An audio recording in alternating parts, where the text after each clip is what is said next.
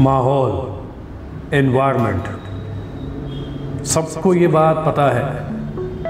पिछली कहानी में माहौल से संबंधित, एनवायरनमेंट से संबंधित मैंने आपको एक बहुत ही बेहतरीन कहानी बताई थी। वादे के मुताबिक मैंने आपसे कहा था कि एक और इसी से संबंधित, माहौल से रिलेटेड, एनवायरनमेंट से संबंधित एक और ख़ास कहानी मैं आप सबके सामने प्रेजेंट करूँगा, लेके आऊँगा। एनवायरनमेंट हमारी जीवन को बहुत बदल के रख देता है। एनवायरनमेंट हमारी लाइफ के लिए बेहद मायने रखता है।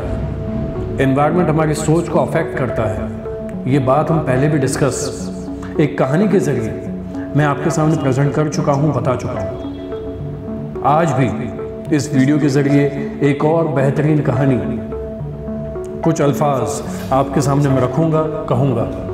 और ये कहानी सुनने के लिए नहीं है, ये बात मैं आपको पहले भी कह चुकी। कहानियाँ सुनने के लिए नहीं होती हैं, कहानियाँ होती हैं सीखने के लिए, कहानियाँ होती हैं अपने जीवन में अमल करने के लिए। तो एक और कहानी माहौल से रिलेटेड, एनवायरनमेंट से रिलेटेड आपके सामने मैं प्रेजेंट करता हूँ। एक लड़का, उम्र लगभग 18 साल की होगी, चोरी करने जाता है। चोरी का इरादा था उसका। उसके पास खाने पीने के लिए कुछ नहीं था। किसी घर की तरफ उसकी नज़र गई। उसे लगा शायद घर में कोई होगा नहीं, कोई मौजूद नहीं है। उस इरादे से जाता है, घर में चोरी करने के लिए कहीं से रास्ता बनाता है, घुसता है, चोरी करता है। लेकिन उसकी ये सोच, जो उसे ये लगता है कि घर में कोई नहीं था, घर में कोई नहीं था, लेकिन एक्चुअली उस घर में कोई होता है। घर का मालिक ही घर में मौजूद होता है। चोरी करते हुए चोर को पकड़ लेते हैं वो मालिक और उसे हवाले कर देता है पुलिस के।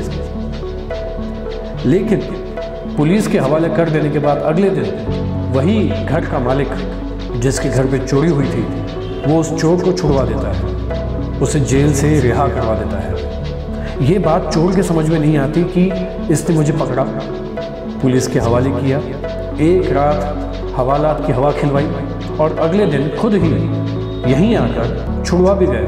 और बगैर कुछ बोले, बगैर कुछ कहे, वो वहाँ से चुपचाप चला जाता है। ये बात चोर को समझ में नहीं आती, ये बात चोर को बिल्कुल भी समझ में नहीं आती। और ये बात एक सवाल बन जाता है उसके जहन में, और वो चुपचाप अगले दिन ये सवाल अपने मन में लेके चले जाता है पूछने के लिए कि आपने ऐसा क्यों किया।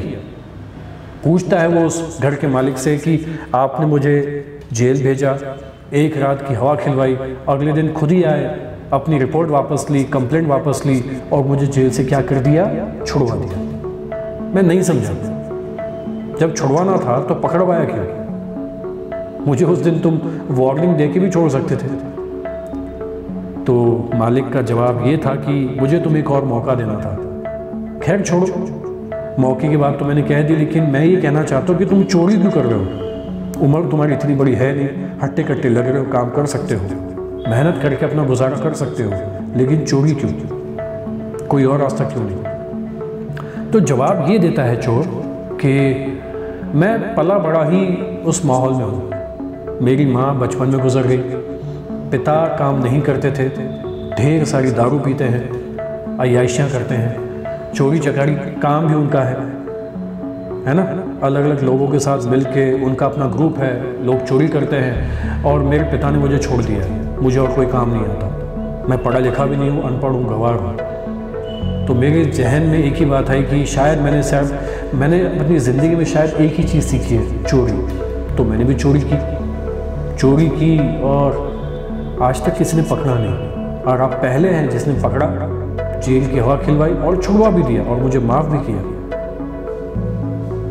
लेकिन इसके अलावा मेरे पास और कोई रास्ता नहीं है। तो ये सब सुनने के बाद वो जो घर का मालिक था, उसका ये जवाब सुनने के बाद जो उसका जवाब था अपने साथ लेके जाइएगा, वो ये कहता है, अगर तेरे पिता चोर थे और तुझे छोड़ दिया, तूने पढ़ा लिखा कुछ नहीं, राइट, और तूने चोरी करने के अलावा और कुछ अपना रास्ता ढूंढना नहीं, और तूने चोरी की, तू चोर बन गया, उस हिसाब से मुझे खूनी होना चाहिए। तेरा पिता चोर था, तेरी परवरिश उस चोर के माहौल में हुई है और तू चोर बन गया, उस हिसाब से मुझे खूनी होना चाहिए, क्योंकि मेरे पिता ने मेरी माँ का ही खून किया, कत्ल किया। मेरे पिता खूनी थे, उस हिसाब से मुझे भी खूनी होना चाहिए था, लेकिन मैं खूनी तो हूँ नहीं। मैं खूनी तो नहीं हूँ, मैं एक शिक्षक हूँ, एक टीचर। किस्मत अच्छी थी क्योंकि मैंने ये सोचा था कि मैं वो नहीं बनूंगा जिस माहौल में मैंने ये सारी चीज़ें देखी है। मैं अपना माहौल खुद बनाऊंगा, अपना डिसीजन खुद लूँगा, क्योंकि भगवान ने अक्ल दी है, दिमाग दिया है, सोचने के लिए, समझने के लिए, एनालाइज करने के लिए, सही और गलत में फ़र्क करने के लिए। अगर दिमाग का इस्तेमाल करके तुम सही और गलत में फ़र्क नहीं समझ सकते तो ये ऊपर वाले ने दिमाग दिया क्यों? ऊपर सजाने के लिए, सिर्फ रखने के लिए? बगैर कुछ सोचे समझे आप बस भेड़ चाल चलते हैं, जो लकीर बनी है उसके फ़कीर बन जाते हैं और उसी पे चलते हैं। मेरे पिता खुनी थे, मैं नहीं हूँ, मैं शिक्षक हूँ। और कहते हैं ना, God help those who help themselves. जो इंसान खुद की मदद करना चाहता है उसकी मदद तो खुदा भी करता है, भगवान भी करता है, ईश्वर भी करता है। मैंने अपनी मदद खुद करनी चाहिए, तो ऊपर वाले ने भी मदद भेजी। जब हम खुद अपना डिसीजन लेते हैं ना खुद बदलने के लिए, चाहे वो खुद अपनी तकदीर हो या माहौल हो, तो भगवान भी, ईश्वर भी, खुदा भी मदद करता है। मैंने ये डिसीजन लिया और ऊपर वाले ने मदद भेजी। एक अच्छे इंसान को अच्छा इंसान मिल जाता है मदद करने के लिए। मुझे भी कोई मिला, मदद की, पढ़ाया लिखाया, इस काबिल बनाया कि आज मैं एक टीचर हूँ और आज मैं इज्जत की ज़िंदगी जी रहा हूँ। मुझे एक बेटी भी है, बेटा भी है, मेरी वाइफ भी है, बस माँ बाप नहीं है। लेकिन कम से कम जिसने मेरी मदद की, आज मैं एक अच्छी जीवन शैली जी रहा हूँ। तो आपको ये बात समझनी पड़ेगी गाइस, मैं सभी से कह रहा हूँ जो मुझे सुन रहे हैं, आप लोगों को माहौल अपना चुनना पड़ता है। Your choice decides your destiny. अगर आप पर्टिकुलर किसी इंसान के बीच में रहते हैं ना, यानी मान लीजिए कि अगर आप महेंद्र सिंह धोनी के साथ रहते हैं तो उनके व्यवहार का, उनकी सोच का और उनके माहौल में रहेंगे तो उसका असर आपके व्यवहार में, सोचने में, विचार करने में, काम करने में आएगा। अगर आप विनिंग एटमॉस्फेयर के बीच में रहेंगे तो आप भी एक विनर बनेंगे। ग्रेट लोगों के बीच में रहेंगे, मैच्योर्ड लोगों के बीच में रहेंगे, समझदार लोगों के बीच में रहेंगे तो अगला इंसान आप खुद बनेंगे। जो बचकानी हरकतें करते हैं, बेवकूफ़ाना हरकतें करते हैं, है ना, तो अगले इंसान आप खुद होंगे। अब ये डिसाइड आपको करना है कि आपको गधा बनना है या मैच्योर्ड इंसान यानी शेर।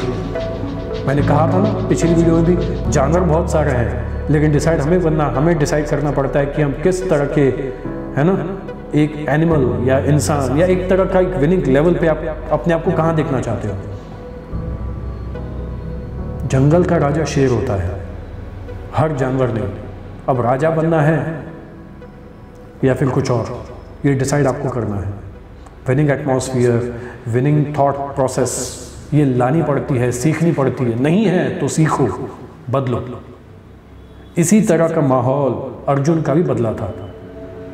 अर्जुन भी कृष्ण के साथ रहे हैं, श्री कृष्ण भगवान जी के साथ रहे, तो अर्जुन ने भी बड़ी सी बड़ी एक महाभारत की कथा शब्द सुनी होगी। महाभारत हुई थी क्योंकि अर्जुन का साथ किसने निभाया? श्री कृष्ण ने। तो इतने विकट स्थिति में, मुश्किल स्थिति में भी वो अपने परिजनों से लड़ पाया क्योंकि श्री भगवत गीता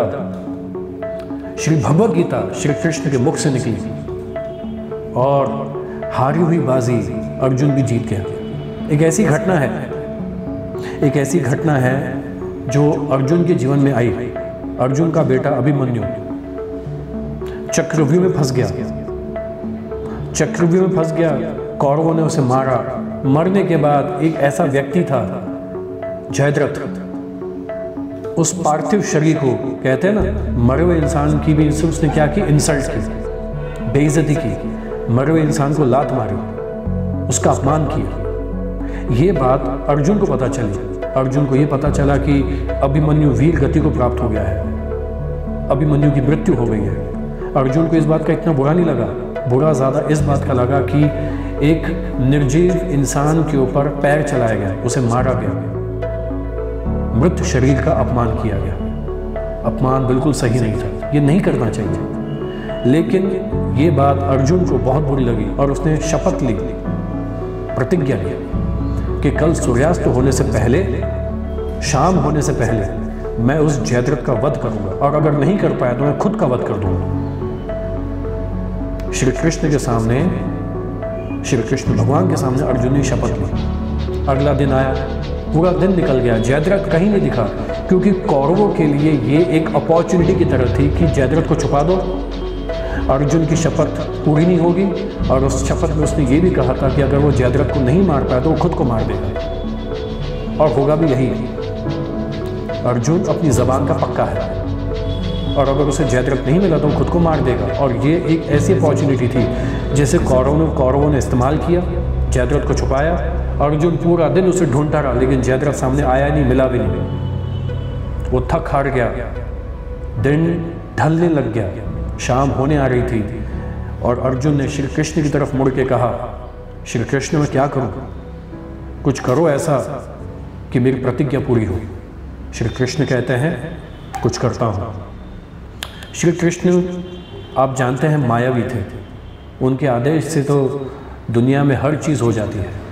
उन्होंने बादलों को आदेश दिया कि सूरज को छुपा दो, श्री कृष्ण ने माया रची, बादलों ने सूरज को ढक दिया, लोगों को लगा कि सूर्यास्त हुआ है। कौरवों ने जयद्रथ को सामने कर दिया, कौरवों ने जयद्रथ को सामने कर दिया ये मानकर कि सूर्यास्त हो चुका है, और अर्जुन की शपथ टूट गई और उसे खुद को मारना पड़ेगा। जैसे ही जयद्रथ सामने आया, हंसा, अर्जुन को उसकी प्रतिज्ञा याद दिलाई। इतने में श्री कृष्ण अपनी फिर से एक माया रचते हैं और मन ही मन में बादलों को आदेश देते हैं कि हट जाओ, सूरज खिलने दो, सामने आने दो। बादल अपना काम करते हैं, सूरज को सबके सामने प्रकट कर देते हैं, हट जाते हैं सूरज के सामने से, और सूरज मुस्कुराता है जयद्रथ की बदकिस्मती पर। श्री कृष्ण आदेश देता है अर्जुन को, मार। अर्जुन लेकिन एक सवाल पूछता है, क्या किया आपने? और कृष्ण का जवाब बड़ा ही खूबसूरत था कि मैंने तेरे लिए माहौल बनाया है, माहौल मैंने क्रिएट किया, एनवायरनमेंट क्रिएट किया, तुझे माहौल बन के तैयार मिल चुका है, जयद्रथ तेरे सामने है, उठा अपना धनुष्य बाण और मार दे उसे, वध कर दे उसे।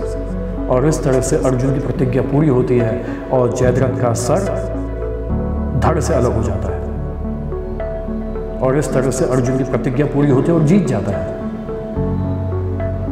अगर आप विनिंग एटमॉस्फेयर में रहेंगे, विनर्स के साथ रहेंगे, तो वो आपको आपका माहौल बना के देंगे, एनवायरनमेंट बना के देंगे, आप क्रिएट करना सीख जाएंगे और आपकी किस्मत बदलेगी। इंसान शरीर से अपाहिज हो तो भी जीत सकता है, लेकिन अगर सोच से, दिमाग से, अपनी जीवन शैली से अपाहिज हो जाए, उसका जीतना इस दुनिया में नामुमकिन है। आप शरीर से अपाहिज है, कोई प्रॉब्लम नहीं, इंसान फिर भी जीतना सीख जाएगा, लेकिन जिसकी सोच अपाहिज हो, उसका जीतना इस दुनिया में असंभव है। भगवान भी आपकी मदद नहीं करेगा, क्योंकि आप खुद की मदद करना चाहते ही नहीं। तो ये जो मैंने आज आपको कहानी बताई, श्री कृष्ण के एक खूबसूरत मैंने दर्शन करवाया, यानी उनकी एक ऐसी मायावी बात जो आपके मैंने सामने रखी, इस बात को कभी मत भूलिएगा। इसलिए कहते हैं कि हमें रामचरितमानस पढ़नी चाहिए, भगवद गीता पढ़नी चाहिए, माइथोलॉजिकल स्टोरीज को सुनना चाहिए, अच्छी किताबें पढ़नी चाहिए, सही दोस्त चुनने चाहिए, विनिंग एटमॉस्फेयर में रहना चाहिए, बड़ों की बात माननी चाहिए, अपनी टीचर्स की इज्जत करो, जो टीचर्स आपको सिखाते हैं, समझाते हैं, पढ़ाते हैं, आपको मोटिवेट करते हैं, इंस्पायर करते हैं, आपको सही रास्ता दिखाते हैं। उस टीचर ने भी उस इंसान को रास्ता दिखा दिया। टीचर आपके सेकंड पेरेंट्स होते हैं, आपके माँ बाप भी आपको रास्ता दिखाते हैं, आपके बड़े भाई हो सकते हैं, वो भी आपका टीचर का काम करते हैं, वो भी आपको रास्ता दिखाते हैं, बड़ी बहन, बड़ा भाई, माता पिता, गुरु, यहाँ तक कि आपकी बेस्ट फ्रेंड। अगर आपका बेस्ट फ्रेंड आपके मुंह पे आपके गलत कहता है कि तूने गलत किया, तो उसे दूर मत करो, उसे अपने पास रखो, क्योंकि वो आपको जीतते हुए देखना चाहता है। घोड़े के ऊपर बैठा हुआ जॉकी, घोड़सवार चाबुक मारता है घोड़े को, इसलिए नहीं कि वो उससे नफरत करता है, इसलिए कि वो घोड़े को और रफ्तार से भगाना चाहता है, जितवाना चाहता है। आपके अच्छे दोस्त, आपके बेस्ट फ्रेंड आपको जितवाना चाहते हैं, आपके गुरु आपको एक सफल इंसान बनाना चाहते हैं, आपके माता पिता, आपके भाई बहन, आपके गुरु आपके लिए विनिंग एटमॉस्फेयर क्रिएट करने की कोशिश करते हैं। हो सकता है सबको नसीब ना हो, लेकिन जिसको नसीब हुआ उसकी कदर करो, उस बात की कदर करो। तो ये बात, ये कहानी, ये मुद्दा सबके साथ शेयर करो। इस चैनल को सब्सक्राइब करो। मैं चाहता हूँ कि मेरी ये पी सीरियल फैमिली बहुत बड़ी बने, मेरे साथ जुड़े और इसी तरह की और भी बेहतरीन बातें, कहानियाँ, मुद्दे मैं आपके सामने लाऊं। इसे समझें, सुने, शेयर करें। इस चैनल को सब्सक्राइब करें, मेरे इस पी सीरियल फैमिली को और बड़ा बनाएं। आप खुद जीतना चाहते हैं, ज़रूर जीतें। जिसको जितवाना चाहते हैं उसके साथ शेयर करें, अपने फैमिली, फ्रेंड्स, रिलेटिव्स, कॉलीग्स, दोस्त, सगे संबंधी सबके साथ शेयर करें। इस कहानी को आप जितना शेयर करेंगे, ये विनिंग एटमॉस्फेयर की बात सबको पता चलेगी, सब लोग सीखेंगे और अपनी जीवन शैली में बदलाव लाएंगे।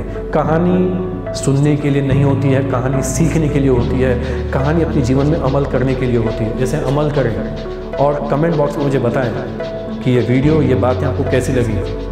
आपके कमेंट्स, आपकी लाइक्स, आपकी शेयरिंग, आपकी सब्सक्राइब करें, मुझे मोटिवेट करेगा और बेहतरीन कहानियाँ और बेहतरीन कंसेप्ट और कुछ नई बातें हैं। It is not motivation, it is not inspiration, it is true wisdom.